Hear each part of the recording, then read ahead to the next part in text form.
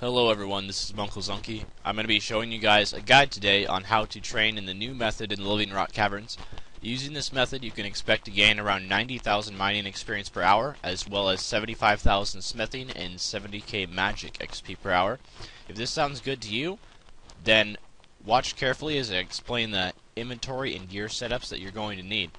First of all, you want to make sure you're in World 84 and get yourself down to the Living Rock Caverns, which has an entrance just to the northeast of Falador.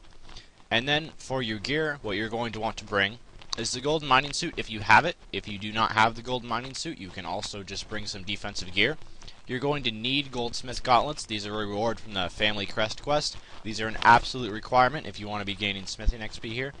You want to be wielding a staff of fire, and then have your dragon pickaxe or rune pickaxe in your inventory, although I'd highly recommend buying a dragon pickaxe if you're going to be doing any sort of mining extensively.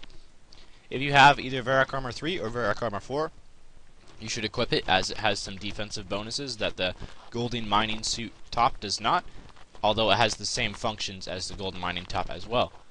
For cape, it doesn't really matter. I just have the arty cape just in case I lag out or something and I need to teleport away.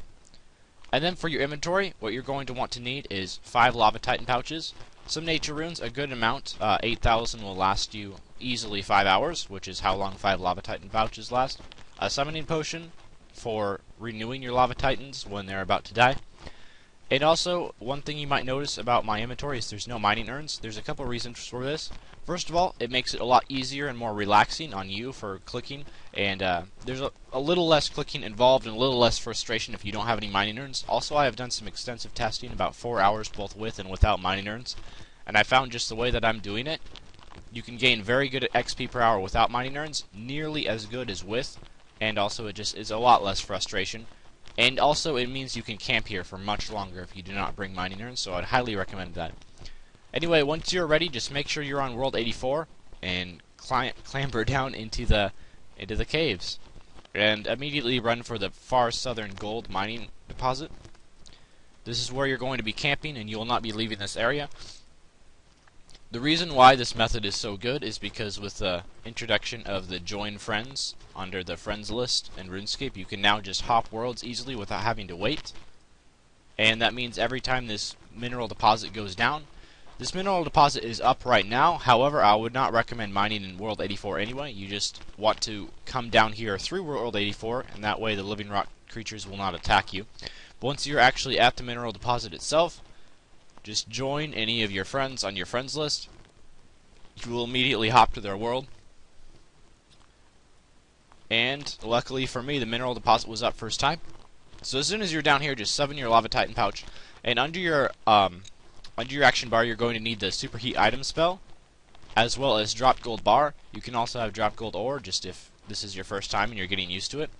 But the very first gold ore you mine, you want to move down towards the bottom of your inventory, and then every time your character mines gold ore, you immediately superheat it, and then you can drop it as well. And for anyone that's worried about the cost of nature runes, if you have any plans to train smithing ever, I would highly recommend doing it this way, because training smithing this way is not only incredibly efficient, but it's also incredibly cheap. You only have to pay about 2 GP per smithing XP, which is very cheap to train smithing, as it is a viable and usually an incredibly expensive skill. So even if you are worried about losing money off of the nature runes, you will lose a bit. However, to go from 90 to 99 mining, the nature runes themselves only cost me about 12.5 mil, which is very, very cheap, considering that's a humongous amount of smithing experience I'll be getting. So anyways, you just want to mine away with your character. Also make sure not to superheat the items too fast. Wait till your character has just about finished the superheat item animation before you click it again, and that way it will not keep your character from mining. If you superheat items too fast, I will show you for example, if you do them too rapidly, your character will stop mining.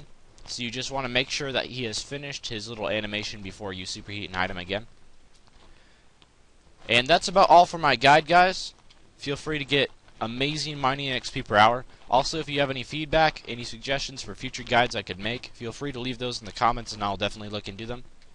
And thanks for watching, guys, and I hope you can, I might even see a few of you down in the Living Rock Caverns after this. That would be great.